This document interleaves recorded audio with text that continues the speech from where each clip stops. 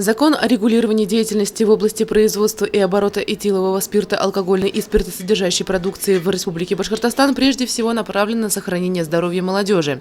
Джин-тоники содержат всевозможные вкусовые и тонизирующие добавки, выпускаются в красочной упаковке, что привлекает молодежь. Но сочетание этилового спирта и тонизирующих веществ, например, кофеина, в их составе только ускоряет возникновение пристрастия молодых людей к алкоголю. Слабоалкогольные энергетические напитки усиливают токсический эффект воздействия на организм. Впоследствии это может привести к серьезным заболеваниям. Согласно статистике, среди потребляющих эти коктейли порядка 80% составляет молодежь до 18 лет. За нарушение закона продавцам грозит штраф от 10 до 15 тысяч рублей, должностным лицам до 50 тысяч рублей, юридическим лицам от 200 до 300 тысяч рублей. В случае продажи джин-тоников несовершеннолетним штрафы значительно увеличиваются. По мнению парламентариев, общественникам, активистам, депутатам и тем, кто работает в системе торговли, необходимо усилить контроль и ответственность за исполнение этого закона.